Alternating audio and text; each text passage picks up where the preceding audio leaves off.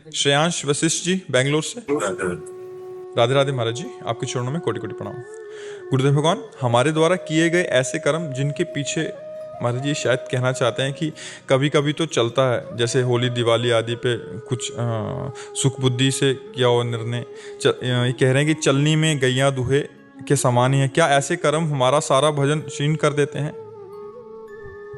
गलती तो गलती है। आप जब कानून में गलत करोगे, पुलिस पकड़ेगी, तो आप ये कहोगे क्या कि कभी कभी होली दिवाली हम गलती कर लेते हैं, छोड़ दीजिए? डंडा चलेगा और आपको जेल भेजा जाएगा। तो अवश्य में वो भोक्तव्यम कृतम कर्म शुभाशुभम, कर्म को भोगना ही पड़ता है। जो हम शुभ या करेंगे, अशुभ या जो करेंगे, या निषेध या पुण्य, जैसे पाप और पुण्य, उसे शुभ अशुभ कहते हैं। तो हम चाहे हंसी मजाक में करें, हंसी मजाक में किसी बहन बेटी को छेड़ोगे तो आपको बख्शेगा क्या कानून? अगर वो कानून में शिकायत करती तो आप कहते हंसी मजाक में दीपावली होली कभी कभी ऐसा कर लेते हैं, तो पिटाई होगी आपकी, आपको सजा मिलेगी। ऐसे ही हर कर्म की सजा है। जो यहाँ सजा नहीं मिलेगी वो भगवान की तरफ से मिलेगी।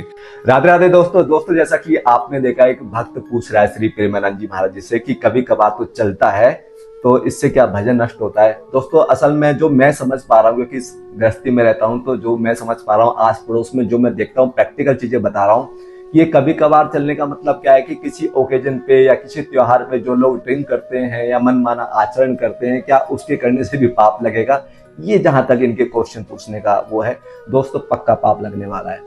सबसे पहले तो पाप की डेफिनेशन हमें समझनी पड़ेगी। अगर हम आध्यात्मिक दृष्टिकोण से, भजन की दृष्टि से अगर हम पूछ रहे हैं पाप क्या है, सबसे बड़ा पाप ये है कि हमने अभी तक 84 लाख योनि में क्यों घूम रहे हैं? क्योंकि हमने अभी तक भगवान को अपना ना मान के संसार वालों को अपना मान रखा है। संसार में हमारी अपनत्व बुद्धि है। संसार, अभी सारा संसार किसका है? भगवान का। पृथ्वी जल तेज वायु आकाश समस्त सृष्टि भगवान की है। तो भगवान ये कह रहे हैं, भाई मेरी सृष्टि पे कब्जा करना तो छोड़ दे। जैसे हम किसी के प्लाट पे कब्जा कर लेते हैं तो कोर्ट कचहरी होती है ना, ऐसे भगवान कहते हैं भाई ये सृष्टि मेरी है, इसको अपनी मत मान, मैं तेरा हूं। क्योंकि हमारा जो सनातन संबंध आत्मा किससे? भगवान से। हम अविनाशी संबंध किससे? भगवान से। ममे वांसो जीव लोके जीव भूता सनातना, हम भगवान के अंश है। तो हमें भगवान को अपना मानना, संसार को अपना मानना नहीं है। ये सबसे बड़ा पाप है। लेकिन फिर भी अगर हम संसार में ये सोचते हैं, जैसे मैं देखता हूँ आज मंगलवार है तो भाई मैं दारू नहीं पीता, तो ये क्या है? बाकी दिन के भगवान के नहीं है। ये सब इसलिए बनाए गए नियम क्योंकि मनुष्य की पाप प्रवृत्ति इतनी ज्यादा है, इतने मनमाने आचरण करता है। एक कुत्ता है, क्या पाप करेगा? वो तो बेचारा भोग योनि है। लेकिन मनुष्य तो नए कर्म बना सकता है ना।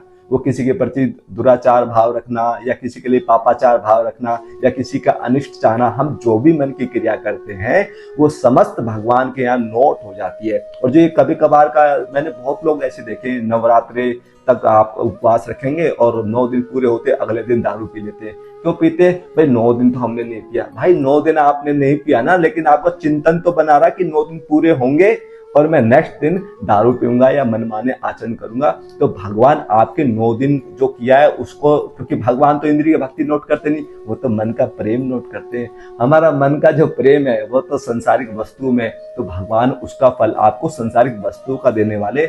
आपके 9 दिन जो आपने किया है, ठीक है, तपश्चर्या किया है या आप उपवास रखे, तो संसार में कुल मिला के मन का परिणाम नोट किया जाता है। कभी कभार भी करोगे तो भी उसका फल आपको भुगतना ही पड़ेगा। जैसे कि श्री प्रेमानंद जी महाराज जी ने कहा कि अगर आप कभी किसी को कुछ छेड़ दोगे, क्या उसका पाप नहीं भोगना पड़ेगा अगर उसने शिकायत कर दी?